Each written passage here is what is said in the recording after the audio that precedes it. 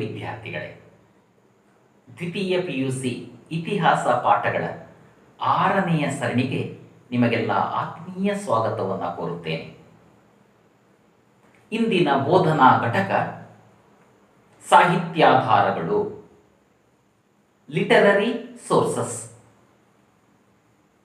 ಭಾರತ ಇತಿಹಾಸದ ಮೂಲಾಧಾರಗಳಲ್ಲಿ 2 ಗುಂಪುಗಳಿದ್ದು, ಮೊದಲನೆಯ ಗುಂಪು ಪ್ರಾಕ್ತನ ಅಥವಾ ಪುರಾತತ್ವ ಮೂಲಾಧಾರಗಳ ಬಗ್ಗೆ ಕಳೆದ ಸರಣಿಯಲ್ಲಿ ಅಧ್ಯಯನ ಮಾಡಿದ್ದೇವೆ. ಇಂದು 2ನೆಯ ಸಾಹಿತ್ಯಾಧಾರಗಳ ಬಗ್ಗೆ ಮಾಹಿತಿಯನ್ನು ತಿಳಿದುಕೊಳ್ಳೋಣ. ಸಾಹಿತ್ಯಾಧಾರವೆಂದರೇನು? ಇದನ್ನು ಮೊದಲು ತಿಳಿಯಬೇಕಾಗಿದೆ.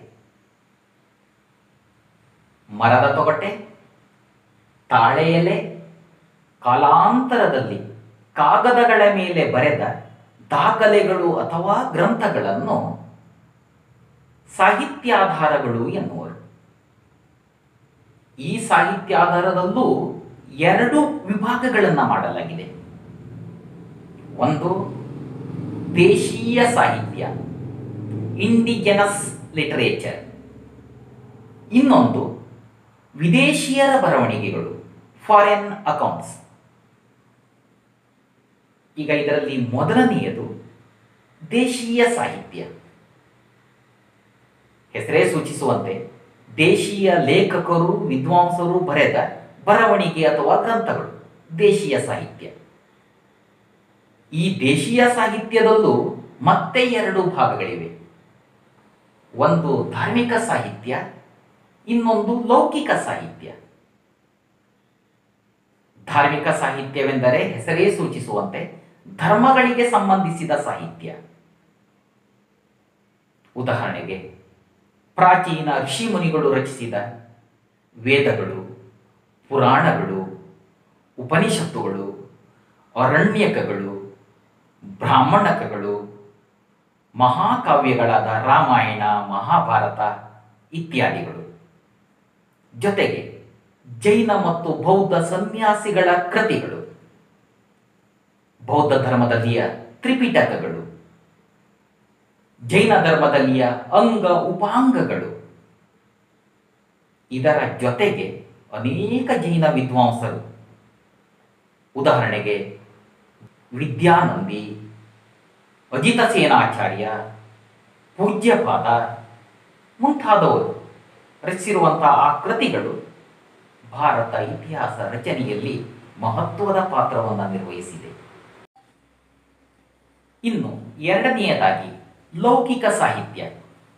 ಲೌಕಿಕ ವಿಷಯಗಳಾದ ಜೀವನ ಚರಿತ್ರೆ, ಇತಿಹಾಸ, ನಾಟಕ, ರಾಜಕೀಯ, ವಿಜ್ಞಾನ, ಯೋಗ ಇತ್ಯಾದಿ ವಿಷಯಗಳಿಗೆ ಸಂಬಂಧಿಸಿದ ಸಾಹಿತ್ಯ. ಇಲ್ಲಿ 10 ಗ್ರಂಥಗಳಿವೆ. ಉದಾಹರಣೆಗೆ ಅಶ್ವಘೋಷನ ಬುದ್ಧ ಚರಿತ, ಬಾಣಭಟ್ಟನ ಹರ್ಷಚರಿತ, ಚಾಂದ್ ಬರ್ದಾಯಿ ಬರೆದ ಪೃಥ್ವಿರಾಜ ರಾಸೋ, ಬಿಲ್ಲಡನ ವಿಕ್ರಮಾಂಕ ದೇವಚರಿತ, ಕಲ್ಲಡನ ರಾಜತರಂಗಿಣಿ, ಕಾಳಿದಾಸನ ರಘುವಂಶ ಮಾಳವಿಕಾಗ್ನಿ ಮಿತ್ರ, ಕೌಟಿಲ್ಯನ ಅರ್ಥಶಾಸ್ತ್ರ, ವಿಶಾಖದತ್ತನ ಮುದ್ರಾ ರಾಕ್ಷಸ, ಪಾಣಿನಿಯ ಮಹಾಭಾಷ್ಯ, ಪತಂಜಲಿಯ ಅಷ್ಟಾಂಗ ಯೋಗ, ಆರ್ಯಭಟನ ಸೂರ್ಯ ಸಿದ್ಧಾಂತ ಮತ್ತು ರೋಮಕ ಸಿದ್ಧಾಂತ, ಚರಕನ ಚರಕ ಸಂಹಿತೆ, ಸುಶ್ರುತನ ಸುಶ್ರುತ ಸಂಹಿತೆ ಇತ್ಯಾದಿ ಲೌಕಿಕ ಸಾಹಿತ್ಯ ಕೃತಿಗಳು ನಮ್ಮ ಇತಿಹಾಸದ ರಚನೆಯಲ್ಲಿ ಮಹತ್ವದ ಪಾತ್ರವನ್ನು ವಹಿಸಿದೆ. ಇನ್ನು ಸಾಹಿತ್ಯಾಧಾರಗಳಲ್ಲಿ 2ನೆಯದು ವಿದೇಶಿಯರ ಬರವಣಿಗೆಗಳು, ಫಾರಿನ್ ಅಕೌಂಟ್ಸ್. ನಮ್ಮ ಭಾರತದ ಫಲವತ್ತಾದ ಭೂಮಿ, ಸಂಪತ್ತು, ಸೌಂದರ್ಯ, ಆ ಬುದ್ಧಿವಂತಿಕೆ ಇವೆಲ್ಲ ವಿದೇಶಿ ಆಕ್ರಮಣಕಾರರನ್ನು, ವ್ಯಾಪಾರಿಗಳನ್ನು, ಪ್ರವಾಸಿಗರನ್ನು, ವಿದ್ಯಾರ್ಥಿಗಳನ್ನು ತನ್ನತ್ತ ಆಕರ್ಷಿಸಿತು. ಹಾಗೆ ಬಂದ ಅವರು ತಮ್ಮ ದಾಖಲೆ, ಅನುಭವ, ಅಭಿಪ್ರಾಯಗಳನ್ನು ಬಿಟ್ಟು ಹೋಗಿದ್ದಾರೆ. ಸೀಮಿತ ಅವಧಿಗೆ ಭಾರತಕ್ಕೆ ಬಂದು ಕೆಲವೊಮ್ಮೆ ಕೆಲವು ರಾಜರಿಂದ ಪ್ರಭಾವಿತರಾದ ಅವರ ಆ ಲೇಖನಗಳು ನಮ್ಮ ಇತಿಹಾಸದ ರಚನೆಗೆ ನೇರ ಆಧಾರಗಳಲ್ಲದಿದ್ದರೂ ಸಹ ಇತಿಹಾಸದ ಪ್ರಮುಖ ಘಟನೆಗಳ ನಡುವಿನ ಆ ಕಂದಕವನ್ನು ತುಂಬುವಲ್ಲಿ ಇವು ಬಹುಮಟ್ಟಿಗೆ ಸಹಕಾರಿಯಾಗಿದೆ. ವಿವಿಧ ದೇಶಗಳ ವಿವಿಧ ವಿದ್ವಾಂಸರ ಕೃತಿಗಳು ನಮಗೆ ಲಭ್ಯವಿದೆ. ಅವುಗಳನ್ನು ಒಂದು 5 ಗುಂಪುಗಳಲ್ಲಿ ವಿಂಗಡಿಸಬಹುದು. ಮೊದಲನೆಯದು ಗ್ರೀಕ್ ವಿದ್ವಾಂಸರುಗಳು, ಎರಡನೆಯದು ಚೀನಾ ಯಾತ್ರಿಕರು, ಮೂರನೆಯದು ಮುಸ್ಲಿಂ ಬರಹಗಾರರು, 4 ಅರಬ್ ಪ್ರವಾಸಿಗರು ಮತ್ತು 5ನೆಯದಾಗಿ ವಿಜಯನಗರ ಸಾಮ್ರಾಜ್ಯ ಮತ್ತು ಬಹಮನಿ ಸಾಮ್ರಾಜ್ಯಗಳಿಗೆ ಭೇಟಿ ನೀಡಿದ ವಿದೇಶಿಯರ ಅನುಭವಗಳು. ಇವುಗಳಲ್ಲಿ ಮೊದಲನೆಯದು ಗ್ರೀಕ್ ವಿದ್ವಾಂಸರುಗಳು.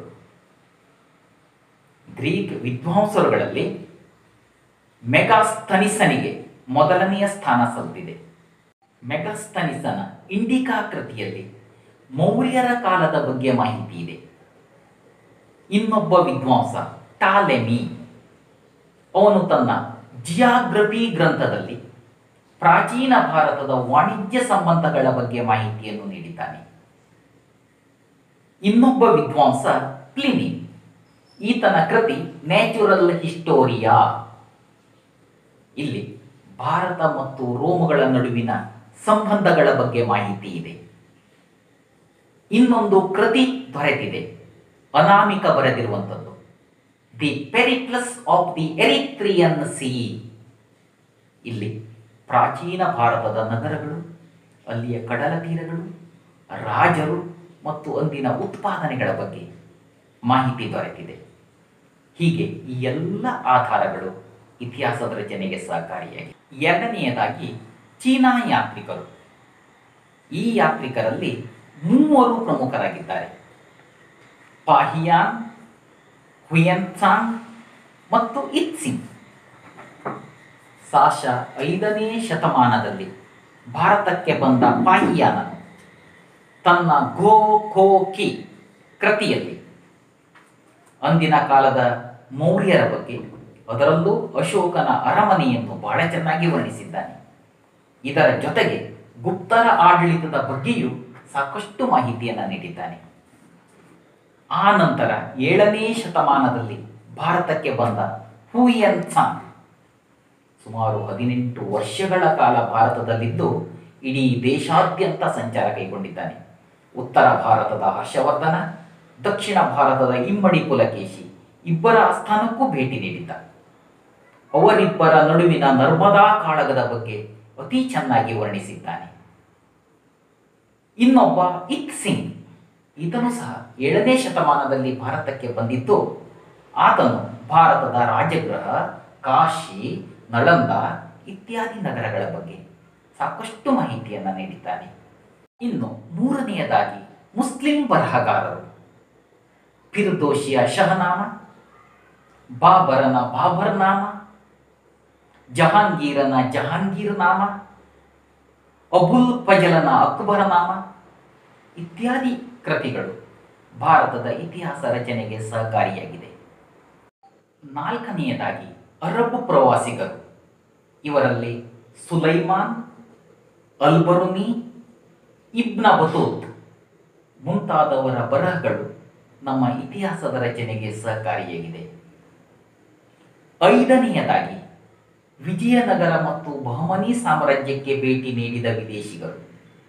ಇವರ ಕಾಲದಲ್ಲಿ ಸಾಕಷ್ಟು ವಿದೇಶಿಗರು ಆ ಸಾಮ್ರಾಜ್ಯಗಳಿಗೆ ಭೇಟಿ ನೀಡಿದ್ದಾರೆ. ಅವರಲ್ಲಿ ಇಟಲಿಯ ನಿಕೋಲೋ ಕಾಂಟಿ, ಪರ್ಷಿಯಾದ ಅಬ್ದುಲ್ ರಜಾಕ್,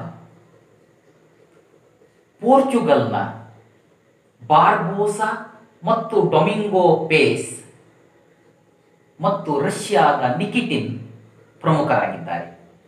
ಇವರ ಎಲ್ಲ ಬರಹಗಳು ನಮ್ಮ ಇತಿಹಾಸದ ರಚನೆಗೆ ಸಹಕಾರಿಯಾಗಿವೆ. ಹೀಗೆ ವಿದೇಶಿಗರ ಬರವಣಿಗೆಗಳು ನಮ್ಮ ಇತಿಹಾಸದ ರಚನೆಯಲ್ಲಿ ನೇರ ಕಾರಣಗಳಲ್ಲದಿದ್ದರೂ ಸಹ ಇತಿಹಾಸದಲ್ಲಿಯ ಕೆಲವು ಗೊಂದಲಗಳನ್ನು ನಿವಾರಿಸಿಕೊಳ್ಳುವಲ್ಲಿ ಇವು ಬಹುಮಟ್ಟಿಗೆ ಸಹಕಾರಿಯಾಗಿದೆ. ವಿದ್ಯಾರ್ಥಿಗಳೇ, ಇಲ್ಲಿಗೆ ಮೊದಲನೇ ಅಧ್ಯಾಯ ಮುಗಿಯಿತು. ನಿಮಗೆಲ್ಲ ಧನ್ಯವಾದ.